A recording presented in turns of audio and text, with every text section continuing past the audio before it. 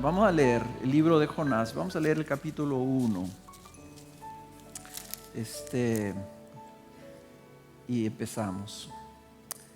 Vino palabra del Señor a Jonás, hijo de Amitai, diciendo: levántate, ve a Nínive, la gran ciudad, y proclama contra ella, porque su maldad ha subido hasta mí.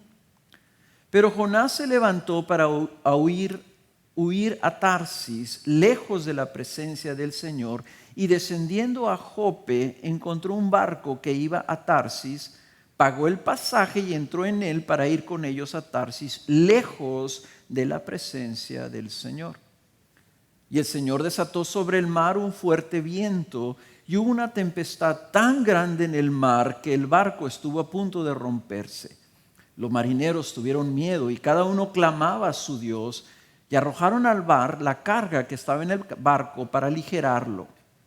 Pero Jonás había bajado a la bodega del barco, se había acostado y dormía profundamente. El capitán se le acercó y le dijo: ¿cómo es que estás durmiendo? Levántate, invoca a tu Dios. Quizás tu Dios piense en nosotros y no pereceremos. Y cada uno dijo a su compañero: venid, echemos suertes para saber por causa de quién nos ha venido esta calamidad. Y echaron suertes y cayó la suerte sobre Jonás. Entonces le dijeron: decláranos ahora por causa de quién nos ha venido esta calamidad. ¿Qué oficio tienes y de dónde vienes? ¿Cuál es tu tierra y de qué pueblo eres? Y él les respondió: soy hebreo y temo al Señor Dios del cielo, que hizo el mar y la tierra. Los hombres se atemorizaron en gran manera y le dijeron: ¿qué es esto que has hecho? Porque ellos sabían que él huía de la presencia del Señor por lo que él les había declarado. Entonces le dijeron: ¿qué haremos contigo para que el mar se calme en torno nuestro? Pues el mar se embravecía más y más. Y él les dijo: tomadme y lanzadme al mar, y el mar se calmará en torno vuestro, pues yo sé que por mi causa ha venido esta gran tempestad sobre vosotros. Los hombres se pusieron a remar con afán para volver a tierra firme, pero no pudieron, porque el mar seguía embraveciéndose contra ellos. Entonces invocaron al Señor y dijeron: te rogamos, oh Señor, no permitas que perezcamos ahora por causa de la vida de este hombre, ni pongas sobre nosotros sangre inocente, porque tú, Señor, has hecho como te ha placido. Tomaron pues a Jonás y lo lanzaron al mar, y el mar cesó en su furia, y aquellos hombres temieron en gran manera al Señor, ofrecieron un sacrificio al Señor y le hicieron votos. Y el Señor dispuso un gran pez que se tragara a Jonás, y Jonás estuvo en el vientre del pez 3 días y 3 noches. Ahora, es a lo mejor interesante o curioso, pueden pensar que haya escogido yo este libro para compartirlo aquí. Afortunadamente me dijo Miguel que él nunca ha predicado el libro de Jonás, y dije yo: pues es de Dios, ¿verdad? Porque era difícil encontrar algo que a lo mejor él no hubiera predicado. Pero este es un libro muy importante en la Biblia. Es el único libro profético en el que Jesús señala y señala que se asemeja a su ministerio. Es el que Jesús dice: así como Jonás estuvo en el vientre del pez 3 días y 3 noches, así el Hijo del Hombre estará en el seno de la tierra por 3 días y 3 noches. Entonces hay algo muy importante en lo que está sucediendo con Jonás que nosotros necesitamos saber. Aunque este es un libro de los profetas, no hay profecía aquí. Es la historia del profeta.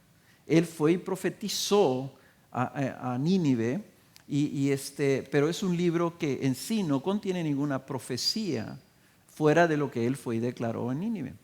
Pero es un libro muy importante por esto. Es un libro que exalta que la salvación es del Señor, le pertenece al Señor, define al Señor, que nuestro Dios es un Dios que salva. Y lo vamos a ver ilustrado en toda esta historia de una manera muy importante. Ahora, ¿cómo empieza este libro? Empieza con un llamado a un profeta y un profeta resistiéndose a hacer este llamado. Entonces el libro como que compara la intencionalidad de Dios para salvar, comparándola con la resistencia de un profeta de ir y ser un medio de salvación para un pueblo.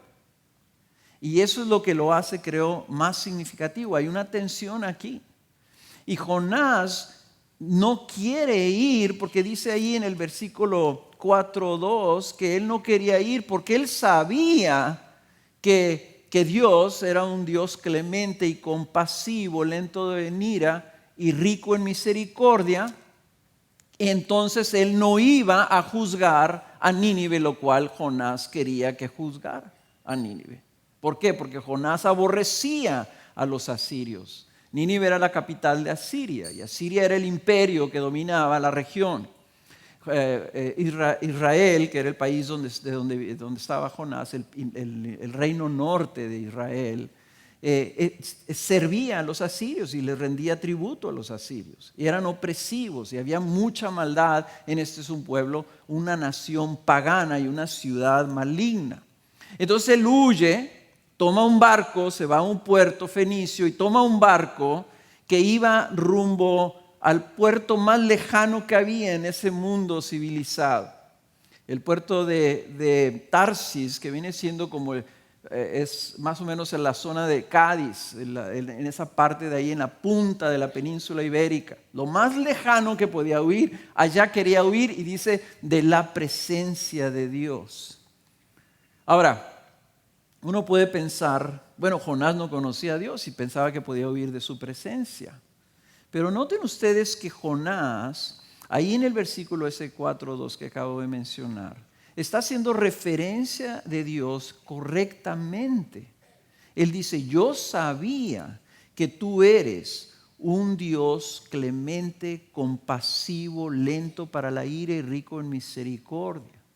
O sea, él entendía cómo era Dios. Lo que pasa es que se estaba engañando a sí mismo pensando que podía huir de la presencia de Dios. Y nosotros podemos ser así. Podemos ser selectivos de lo que nosotros escogemos de nuestro conocimiento de Dios. Agarramos una parte, usualmente nosotros agarramos la parte de que Dios es compasivo y clemente y lento para la ira y paciente y todo eso, ¿verdad? Y dejamos otras partes que no nos gustan. Bueno, Jonás estaba agarrando una parte y no estaba agarrando el que Dios era compasivo y clemente. Él estaba diciendo, mi Dios no me gusta que no juzgue a aquellas personas que son mis enemigos. Jonás estaba reaccionando a eso. Y parecía que se quería esconder a Dios. No solamente se fue en el barco, sino que se fue y se metió en el almacén y ahí abajo se fue y se escondió y ahí estaba dormido. Obviamente nosotros sabemos por la historia y debemos de saber por nuestra teología que no podemos escondernos nunca de la presencia de Dios. Jonás aparentemente no lo quería reconocer y la tormenta es la manera de Dios de resistir a Jonás y de forzar a Jonás a que haga lo que él estaba pidiéndole que hiciera. La tormenta no es un castigo. La tormenta es Dios deteniendo a Jonás para que se diera cuenta que él no podía huir de su presencia. La tormenta era precisamente la intencionalidad de Dios de mandar un mensaje a Nínive. A veces el problema es que pensamos que toda esta historia se trata de Jonás, pero Jonás escribió este libro no para contar su historia, para contar la historia de Dios intencionalmente persiguiendo y buscando salvar a un pueblo que no lo estaba buscando, que era pagano, era malvado, oprimía al pueblo de Dios y sin embargo el Señor le estaba mandando un profeta. Ahora, una parte importante en este primer capítulo que quiero que notemos es que hay un subtema en este libro. No solamente la intencionalidad de Dios de mostrar misericordia, pero el subtema es un tema de arrepentimiento. Y noten ustedes que cuántos versículos de este capítulo están dedicados a la historia de los marineros. Y noten ustedes que los marineros tenían más temor de Dios que el mismo Jonás. Jonás, que conocía a Dios, estaba queriendo esconder de la presencia de Dios, y los marineros que no conocían a Dios, que estaban ahí clamando a sus dioses con minúscula, estaban más temerosos y buscando y diciendo: esta tormenta tiene algo que ver con una fuerza sobrenatural que nos está resistiendo. Y empiezan a clamar y empiezan a buscar, y cuando van y encuentran a Jonás durmiendo, el capitán le dice: clama a tu Dios, pídele a tu Dios. Nosotros todos tenemos dioses diferentes, a lo mejor el tuyo sí sirve, a lo mejor él puede hacer algo por esa tormenta.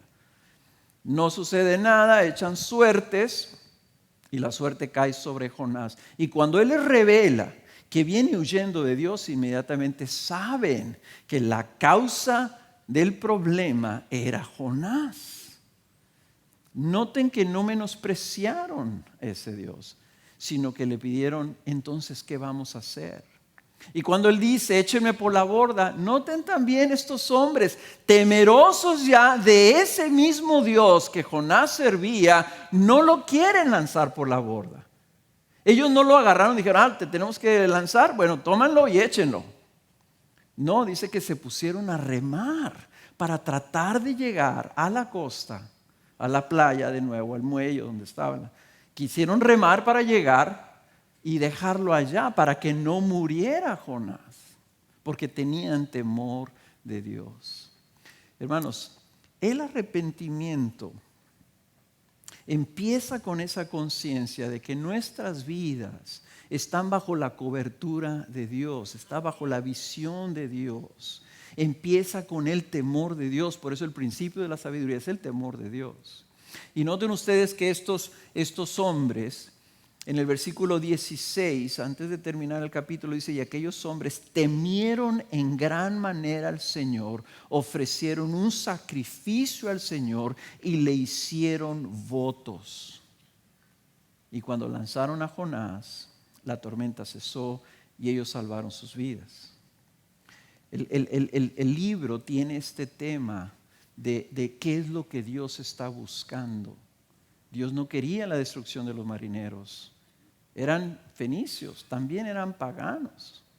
Dios quería la salvación y usó la resistencia que estaba trayendo sobre Jonás para salvar también a esos marineros, para revelarse a esos marineros, para que esos marineros pasaran de ser marineros paganos a marineros temerosos del Señor Dios del universo.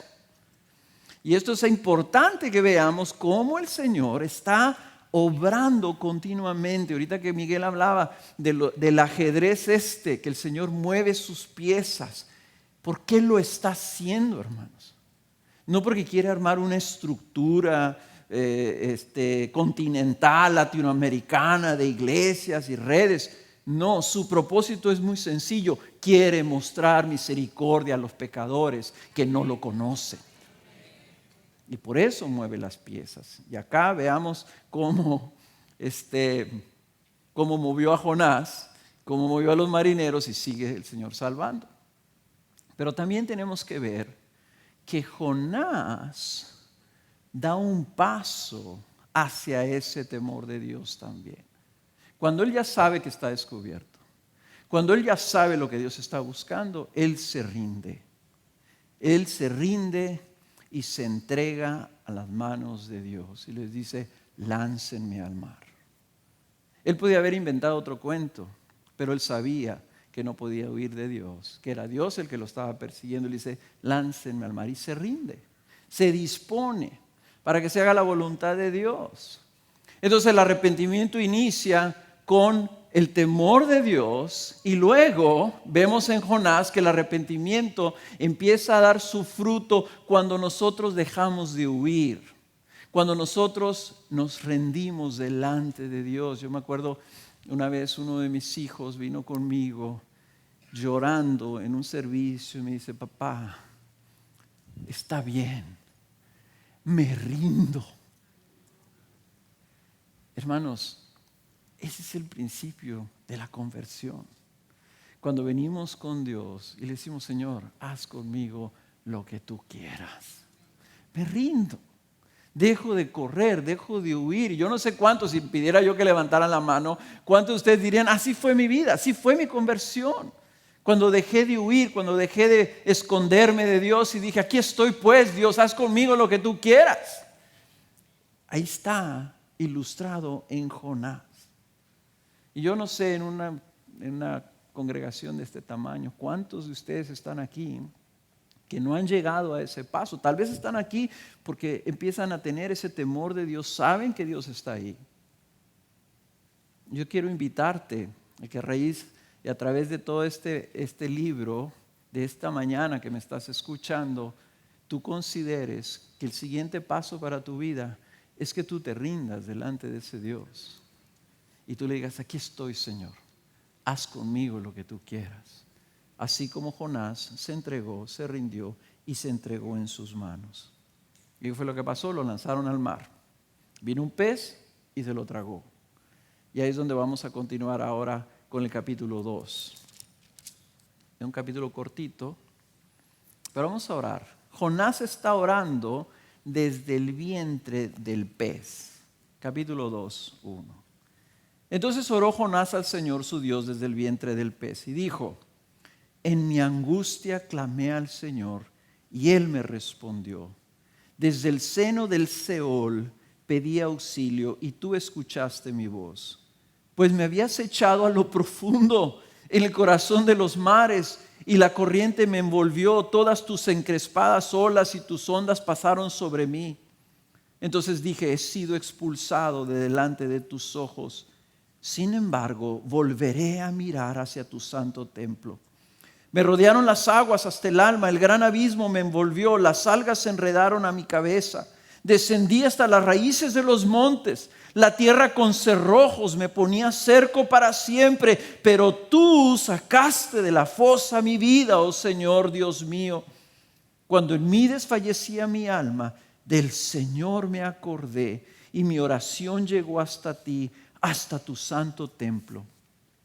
Los que confían en vanos ídolos, su propia misericordia abandonan. Mas yo con voz de acción de gracias te ofreceré sacrificios, lo que prometí pagaré. La salvación es del Señor.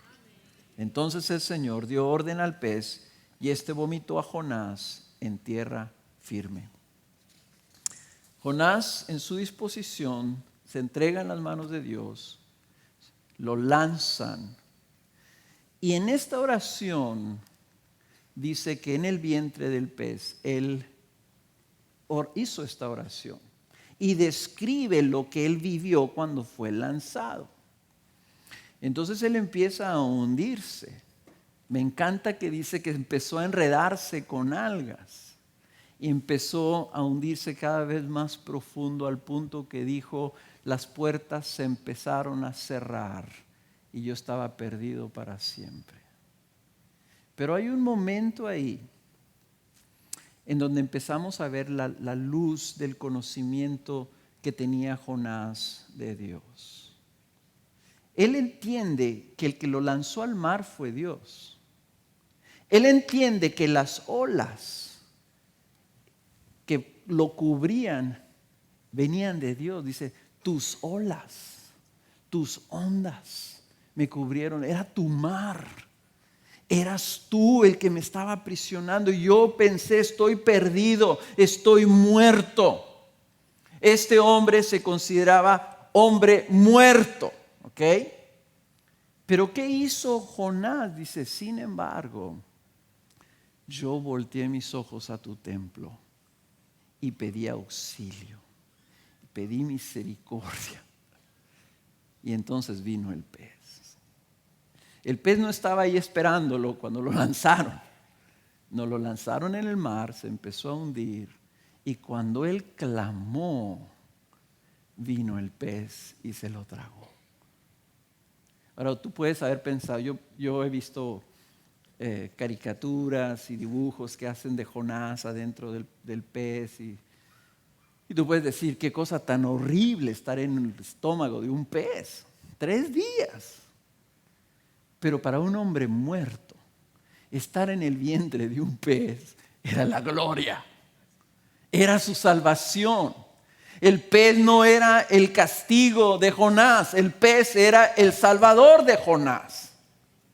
Porque él estaba muerto. Y así lo tomó y así lo consideró. Y cuando él voltea porque tiene una esperanza. Miren el versículo 7. Dice, la vida se me escapaba. Recordé al Señor. Elevé mi oración sincera hacia ti en tu santo templo. Y lo hace referencia a los dioses falsos. Dice que los dioses falsos le dan la espalda a la misericordia. ¿Se acuerdan que les dije que este libro trata de la misericordia de Dios? Jonás, cuando estaba en el vientre del pez, estaba pensando, qué grande es la misericordia de mi Dios. Yo pedí auxilio, yo clamé al Señor, yo me acordé de su santo templo. ¿Y qué es lo que había en el templo de Israel? ¿Qué había en el templo? ¿Qué estaba ahí? Ahí estaba el Señor.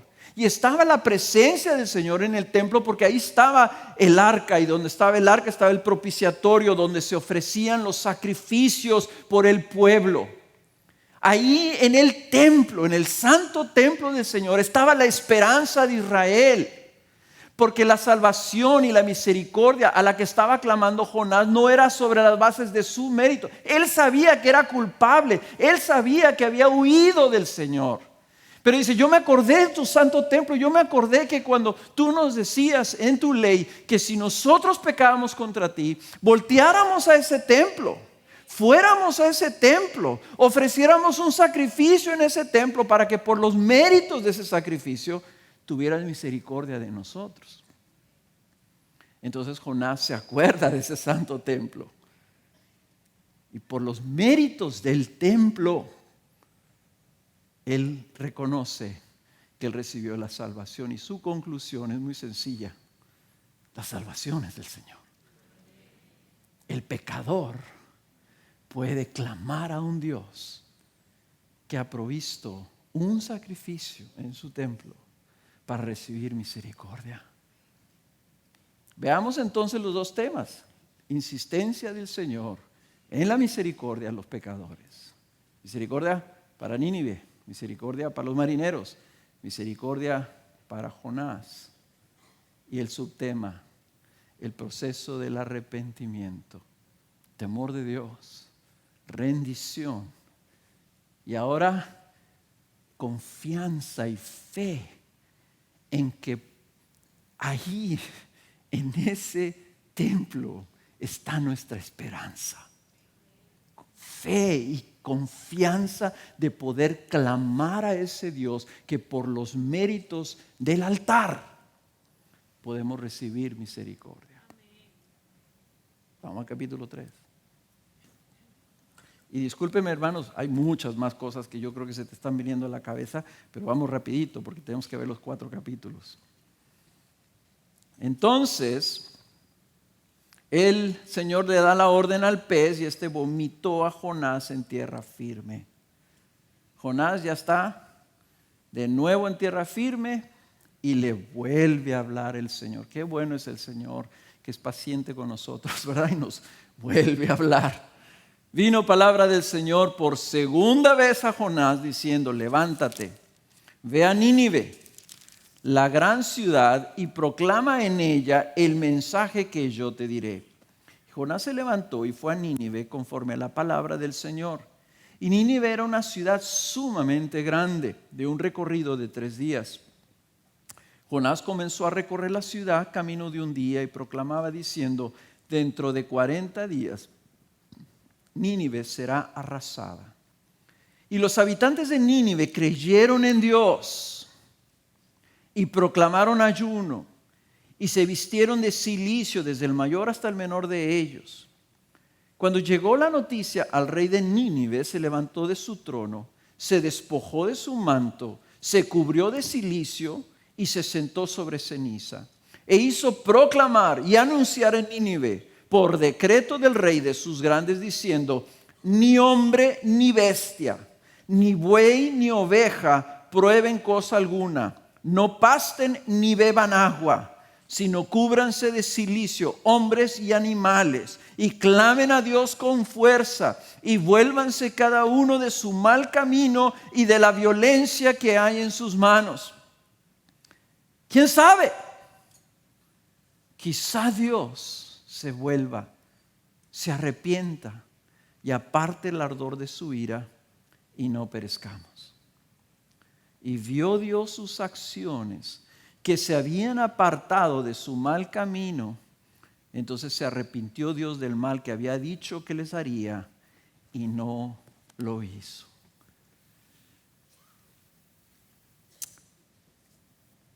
Me encanta este capítulo. Una ciudad grande como mi ciudad, con una gran maldad. Una nación que no buscaba al Dios verdadero, opresores de muchas otras naciones, abusivos.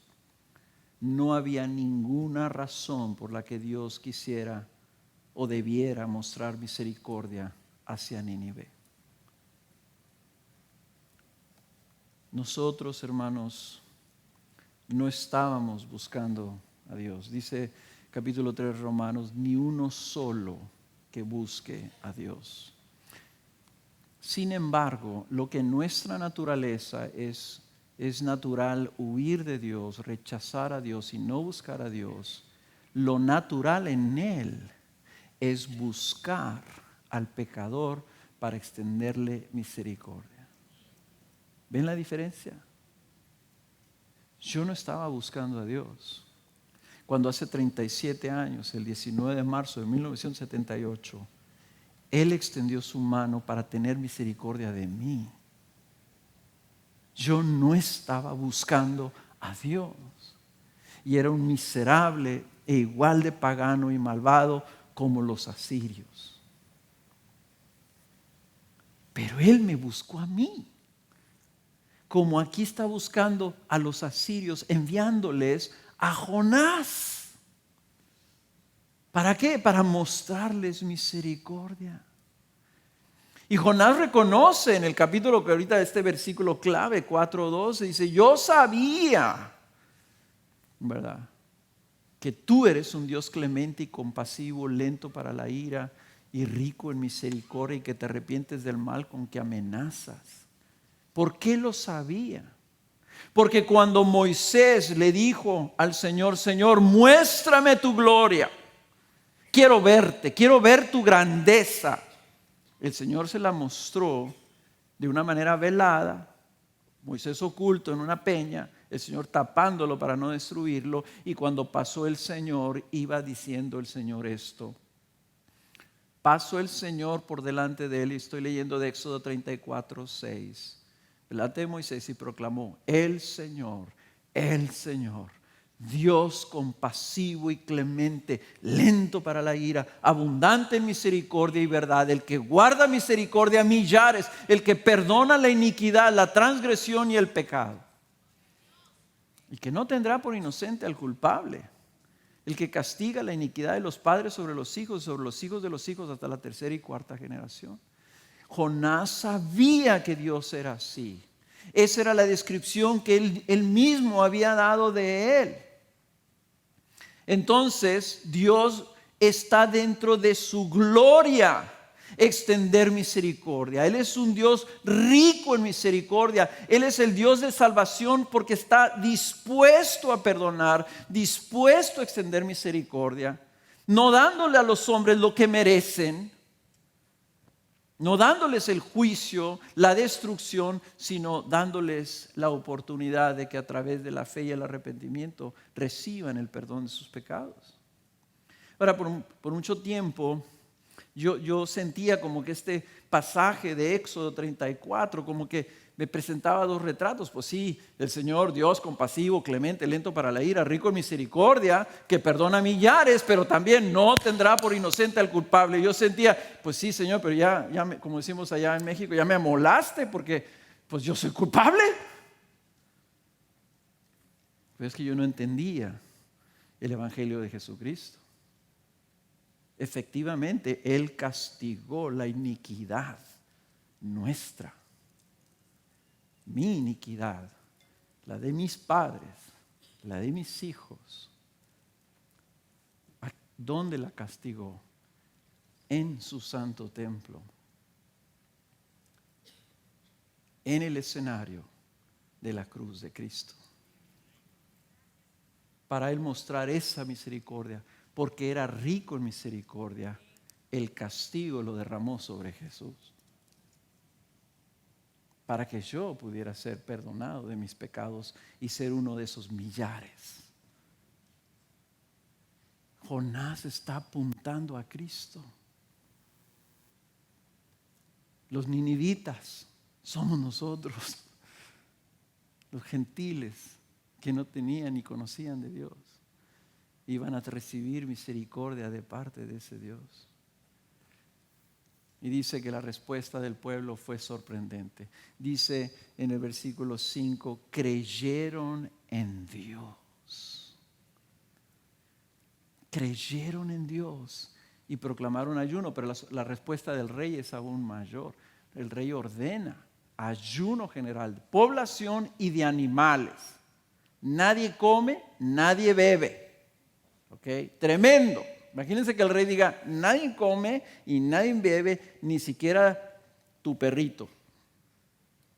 Ayuno total, en arrepentimiento, y dice que la orden del rey era esta: y vuélvase cada uno de su mal camino y de la violencia que hay en sus manos. El rey identificó el problema. Nuestros caminos están mal. Dice, vuélvase cada uno de sus caminos. Si tu camino va en esta dirección, este es el arrepentimiento. Que tú te das cuenta, por el temor de Dios, que Dios está ahí. Te rindes. Señor, haz conmigo lo que tú quieras. Clamas a Él, ten misericordia. Crees en Él y clamas a Él. Y luego te vuelves. O sea, te das la vuelta. Vuélvese, quiere decir, se dieron la vuelta y caminas en la otra dirección. Ellos se volvieron.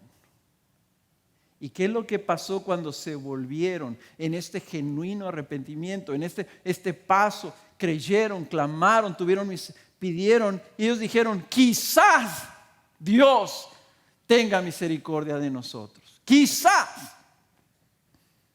Se vuelven esperando o la destrucción en 40 días o la misericordia de Dios. Y dice, el Señor se arrepiente de hacerles mal.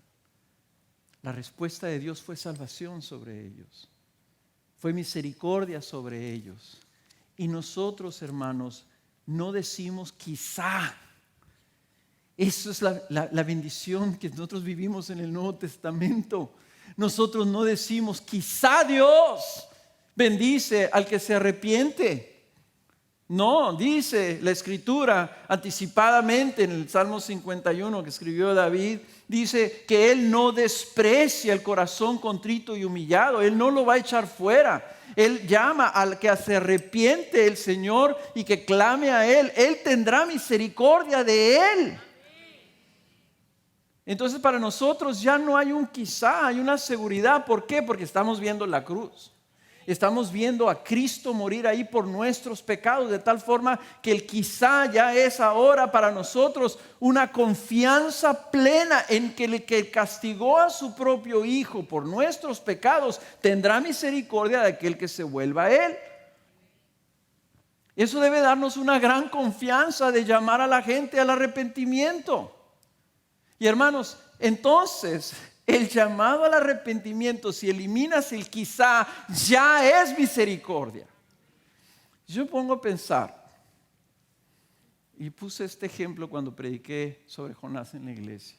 Dice, si tú tienes un niño pequeño, yo tengo 3 nietos. Una no camina, tiene 2 meses. Pero el de 3, a ese la mamá lo tiene que amarrar. Porque si lo baja del auto, en lo que se voltea para bajar al otro, este ya corrió. Okay. Entonces, cada momento lo tenemos que estar llamando. Se llama Iker. Iker, no. Iker, detente. Iker, no vayas más allá. Si él está en la orilla de la acera y está en una calle donde hay carros y él empieza a caminar, si yo le digo, Iker, no, y él se detiene, ya con el puro llamado, ya fue salvado. Ese es el llamado de la iglesia a nuestra generación. Eso es lo que sucedió aquí. Fíjense ustedes cómo Jonás, con anticiparles, con llamarlos, se salvó Nínive. El mensaje del evangelio que nosotros tenemos, al pronunciarlo, se está extendiendo la misericordia de Dios ante los pecadores que no lo conocen. Y el llamado es en sí misericordia. Por lo tanto, no te detengas de llamar a la gente que se vuelva a Dios, que crea en Él, que le tema a Él, que se rinda a Él, que se entregue a Él. Porque al hacerlo está siendo un vehículo de misericordia de Dios ante las naciones que no le conocen. ¿Lo puedes ver? Nosotros entonces estamos llamados a llamar a la gente a que crea en ese Dios misericordioso. Ahora, el libro termina con algo que creo yo que debe ser la aplicación para nosotros en nuestro día. Jonás temió a Dios, clamó a Dios, se volvió de su rebelión, fue a Nínive, hizo lo que Dios quería. Pero faltaba algo en Jonás. Y lo que faltaba era una transformación y un cambio en su corazón. Y veamos el capítulo 4. Y dice, pero esto desagradó a Jonás en gran manera y se enojó. Se enojó. Y oró al Señor y dijo, Señor, ¿no era esto lo que yo decía cuando aún estaba en mi tierra? Por eso me anticipé a ir a Tarsis, porque sabía yo que tú eres un Dios clemente y compasivo, lento para la ira y rico en misericordia, y que te arrepientes del mal con que amenazas. Y ahora, oh Señor, te ruego que me quites la vida, porque mejor me es la muerte que la vida. Y el Señor dijo, ¿tienes acaso razón para enojarte? Entonces salió Jonás de la ciudad y se sentó al oriente de la misma. Allí se hizo un cobertizo y se sentó bajo él a la sombra hasta ver qué sucedería en la ciudad. Y el Señor dispuso que una planta creciera sobre Jonás para que hiciera sombra sobre su cabeza y lo librara de su incomodidad. Y Jonás se alegró grandemente por la planta. Pero Dios dispuso que un gusano al rayar el alba del día siguiente atacara la planta y ésta se secó. Y sucedió que al salir el sol dispuso Dios un sofocante viento solano y el sol hirió la cabeza de Jonás y él desfallecía y deseaba con toda su alma morir, diciendo, mejor me es la muerte que la vida. Entonces dijo Dios a Jonás, ¿tienes acaso razón para enojarte por causa de la planta? Y él respondió, tengo razón para enojarme hasta la muerte. Lo dijo como mexicano. Y dijo el Señor, tú te apiadaste de la planta por la que no trabajaste y ni hiciste crecer, que nació en una noche y en una noche pereció. Y no he de apiadarme yo de Nínive, la gran ciudad en la que hay más de 120,000 personas que no saben distinguir entre su derecha y su izquierda y también muchos animales. Si no cambia nuestro corazón, hermanos, estamos condenados a regresar en nuestros caminos de rebelión. La obra del arrepentimiento tiene que concluir en nuestro corazón, con un cambio de corazón. La Escritura dice, de tu corazón mana la vida. De eso es lo que tú hablas en tu boca. Ahí está lo que mueve tus acciones. Del corazón, dijo Jesús, salen los homicidios y las iras y las contiendas y los malos pensamientos, etcétera, etcétera. De ahí adentro. Y Jonás todavía ahí adentro estaba lleno de odio. Y por eso hizo ese berrinche. Un berrinche delante del Señor. Dijo, estoy enojado ¿y qué? Entonces el Señor le enseña una lección. Y muy fácil para el Señor enseñarnos lecciones. Y de una manera muy particular, Jonás sale y se sienta a ver qué va a hacer el Señor. Yo creo que dijo, pues a lo mejor el Señor, como se arrepintió una vez, a lo mejor se vuelve a arrepentir y ahora sí los quema. Pero está haciendo mucho calor y se hace un cobertizo. Y entonces el Señor hace que crezca una planta y lo tape, lo cubra, le dé sombra fresca. Y Jonás aprecia esa comodidad que es muy sencilla. Dice el Señor, lo hizo para aliviar su incomodidad. Entonces empieza a disfrutar el fresco un día. Al siguiente día, el gusano se come la planta y se seca. Segunda cosa que hizo el Señor, hizo que naciera la planta. Segundo, hace que se la coma el gusano. Y tercera, le envía calorcito a Jonás. Hermanos, así como Jonás reconocía que las olas eran del Señor, nosotros tenemos que reconocer las circunstancias de nuestra vida las controla el Señor. Y no solamente las controla, las decreta. Las circunstancias de nuestra vida, las circunstancias de Jonás, la planta, el gusano y el viento venían del Señor. El Señor andaba detrás de algo en su corazón, ¿verdad? Y vean ustedes cómo usa el Señor las circunstancias externas muy sencillas para tratar algo en el corazón de Jonás. Jonás está enojadísimo. Cuando están los niños haciendo un berrinche, si tú les contrarías, les da el doble berrinche, ¿verdad? Se enojan más. Así estaba Jonás. Estoy muy justo de enojarme. ¿Y qué? Y me quiero morir. 2 veces lo dice. Fíjense la lección que le dice el Señor.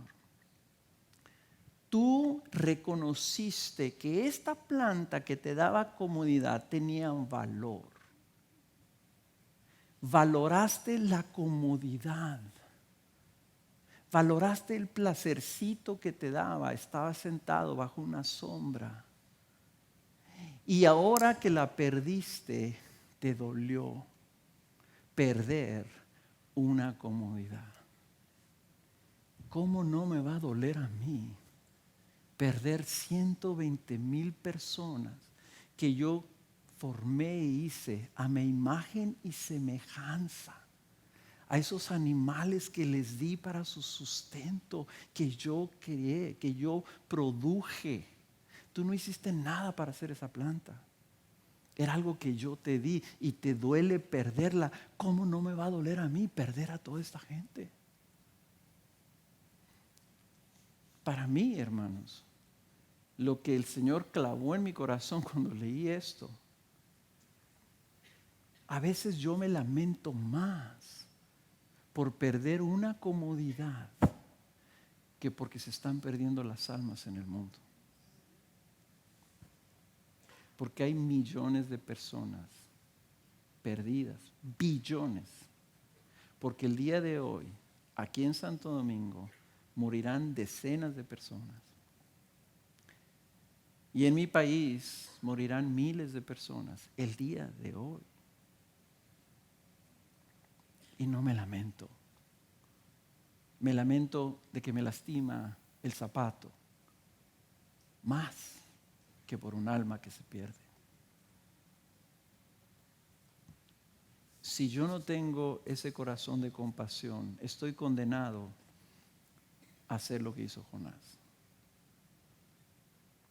Lo que quería el Señor es que se diera cuenta Jonás que él estaba siendo enviado, que tenía el privilegio de ser enviado por un Dios rico en misericordia, de ser un medio y un vehículo de misericordia para un mundo perdido. Ahora les dije que Jesús se identificó con Jonás. Y yo quiero que leamos para terminar lo que dijo Jesús. Mateo 12:39. Jesús dijo esto cuando los judíos le pidieron que hiciera una señal. Pero respondiendo él les dijo: una generación perversa y adúltera demanda señal, y ninguna señal se le dará sino la señal de Jonás el profeta. Porque como estuvo Jonás en el vientre del monstruo marino 3 días y 3 noches, así estará el Hijo del Hombre 3 días y 3 noches en el corazón de la tierra. Los hombres de Nínive se levantarán con esta generación en el juicio y la condenarán, porque ellos se arrepintieron con la predicación de Jonás. Y mirad, algo más grande que Jonás está aquí. Cuando Jesús se identifica con Jonás, está diciendo, hay similitudes. Hay similitudes en la forma como yo estoy obrando, como está obrando mi Padre, a como está obrando, como obró cuando con Jonás. Y ustedes probablemente estuvieron viéndola, ¿no? O sea, Jonás fue lanzado al mar, estuvo 3 días en el vientre, como el Señor Jesús estuvo 3 días en el seno de la tierra. La diferencia es que Jonás era culpable, que Cristo no era culpable. Y lo que para Jonás, por ejemplo, que se lo tragara el pez, parecía algo terrible, fue su salvación. Y lo que fue la muerte del Señor Jesús, que parecía algo terrible, los apóstoles pensaron que se había acabado ya todo, resultó ser nuestra salvación. Y así como esas hay muchas similitudes, pero lo principal es que Jesús vino como fue enviado Jonás. Eso es lo que quería Jesús que vieran. Que así como Jonás fue enviado por una iniciativa de misericordia de Dios hacia los pecadores de Nínive, malvados, así Jesús vino a predicar un mensaje de misericordia de Dios, llamando a la gente al arrepentimiento. Nosotros, hermanos, y aquí está lo que quiero que te lleves como punto final. Jesús, cuando iba a resucitar, llamó a sus discípulos y les dijo: ahora les voy a decir a ustedes lo que quiero que hagan. Quiero que vayan y anuncien las buenas nuevas a las naciones, llamando al arrepentimiento, haciendo discípulos a todas las naciones. Jesús vino como Jonás y Jesús nos envía ahora a nosotros, como Él y como Jonás, a predicar el reino de Dios, a anunciar las buenas nuevas del Evangelio, llamar a la gente al arrepentimiento, a que se vuelvan a Dios. La intencionalidad de Dios de mostrar misericordia es la misma. Él no ha cambiado. Miles de años antes envió a Jonás. 2000 años envió a Jesús y ahora nos envía a nosotros, a la misma gente, en la misma condición, que no saben distinguir entre su derecha y su izquierda, entre el bien y el mal. Y nosotros somos los Jonases y las Jonasas de esta generación. La esperanza del mundo está en nuestra proclamación, en nuestro anuncio, por lo cual no podemos estar echándonos para atrás. No podemos, hermanos, ser indiferentes. No podemos ser cómodos con nuestro mensaje. Necesitamos cumplir nuestra misión. Y lo voy a poner así, porque el día de hoy eso ha sido. Hermanos, enviar a Jonathan y a Moisés y a los otros hermanos que se van a Florida. Es mucho, pero no tenemos alternativa, porque hemos sido llamados a extender este mensaje a todo el mundo. Entonces, ¿qué puedes hacer? Cultiva un corazón, primero que nada, agradecido por la compasión que Dios ya te mostró a ti. Nosotros somos el producto de la misericordia de Dios. Dice Efesios capítulo 2 versículo 4, pero Dios que es rico en misericordia, Dios que es rico en misericordia, Dios que es el Dios de toda misericordia, compasivo, clemente, rico en misericordia, por causa del gran amor con que nos amó, cuando estábamos muertos en nuestros delitos, como estaban los ninivitas, nos dio vida juntamente con Cristo. Por gracia habéis sido salvados, y con Él nos resucitó, y con Él nos sentó en los lugares celestiales en Cristo Jesús, a fin de poder mostrar en los siglos venideros las sobreabundantes riquezas de su gracia por su bondad para con nosotros en Cristo Jesús. Hermanos, eso lo tenemos nosotros que recordar.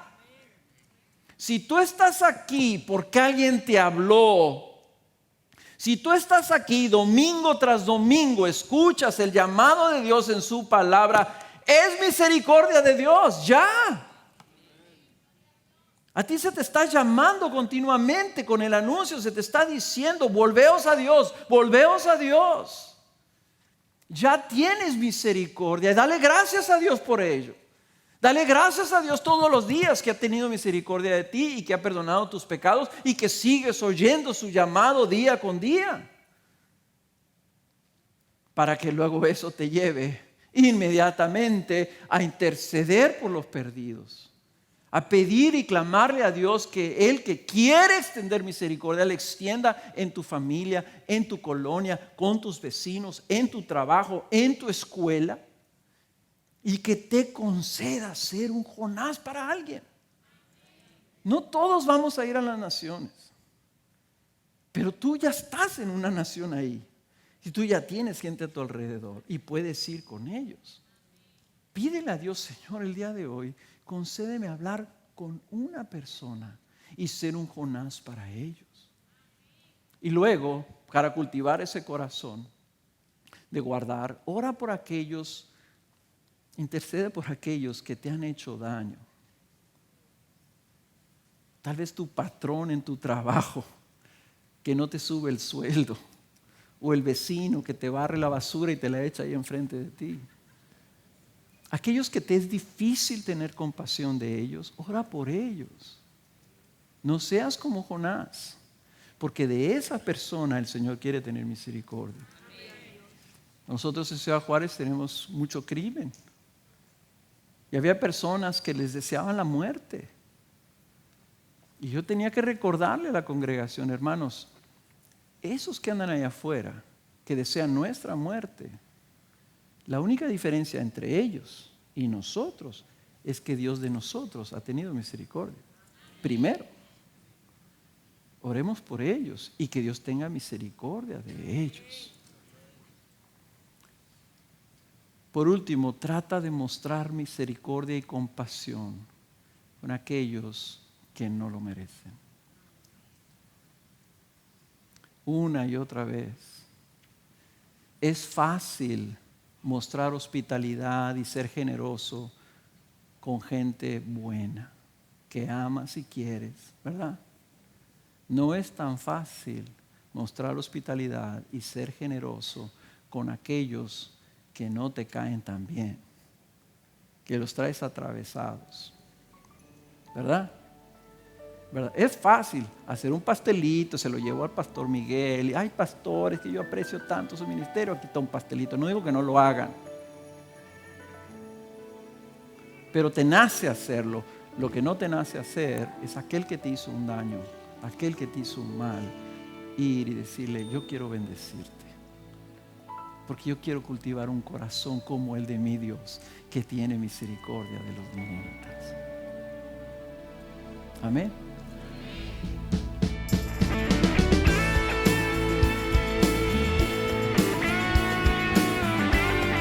Esta es una producción que llega hasta ustedes gracias a los aportes de individuos y empresas comprometidos con la defensa de la fe. Para más información, preguntas y comentarios, visite nuestra página de internet www.integridadisabiduría.org. En esta página encontrará información sobre la producción de este y otros recursos que ponemos a su disposición, como también las formas en las que usted puede contribuir con la producción de programas como estos. Les invitamos nuevamente a visitar nuestra página de internet www.integridadisabiduría.org. Será hasta la próxima, cuando nos reencontremos en su palabra.